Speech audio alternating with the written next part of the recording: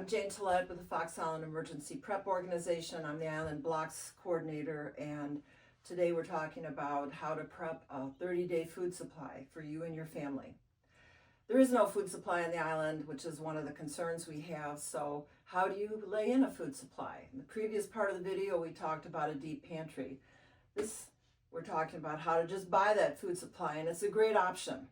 It's easy to do. And most of this, if not all of it, is 25-year storage, so you can buy it, put it somewhere, and forget about it. And for many of us who are busy, that's just a fantastic option. It is a little more expensive, but that comes with convenience. The disadvantages are you've got to read the labels. You need to know what you're buying. So let's talk about that. We bought this one for the car. We thought this is great. It said ready to eat. We opened the container and looked at the instructions, said add water and boil for 20 minutes. Not ready to eat, and generally not with something we carry in the car unless you happen to have a heat supply in the car, a stove. So not a great for the car, but still a good food supply. This one I got at Costco. Don't remember this one, maybe the hardware store.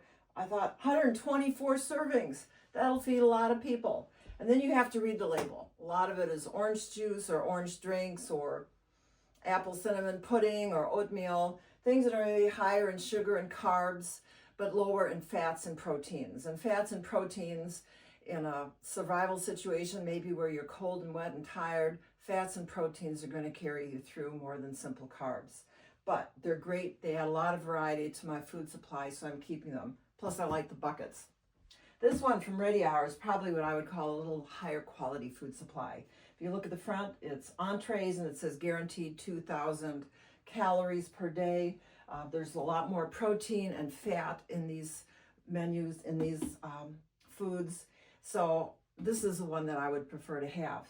This will feed a family of 4 for a week, 2,000 calories a day. That may not be a lot of calories for a lot of people out there, but it's a good starting point. So you may want to buy more of these, but 4 of them would feed a family of 4. Maybe a little skimpy, but you'd be fed for a month and you'd be surviving. So that's something to think about. Also, what is not in many of these?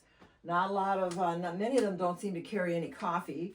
This is a 25-year coffee as well as coffee creamer, and maybe not essential, but if I don't have coffee, I'm going to be a pretty crabby survivalist. Same thing with brownies. Maybe not critical, but it adds a little fun and variety. And I got this from a company, a very small company, Eden Valley Farms in Utah. So finally, the truly ready to eat. Got these off of Amazon, humanitarian daily rations made by the United States of America government. These are about 2,000 calories, so it'll feed one person for a day. Cost about $5 to $7 on Amazon when I bought them 2 years ago. We carry these in the car. These are a great car option. Then you have the MREs, the military or the meals ready to eat. Those are about 3 times that price I've seen on Amazon. They do come with a heater, so you can get a hot meal, unlike this, which is cold, and a little more variety and some condiments. Those would be truly ready to eat and would also be an excellent short-term option or for the car. So again, here you have it. This is a great way to lay up that food supply as cheap insurance to keep your family safe and fed in an emergency.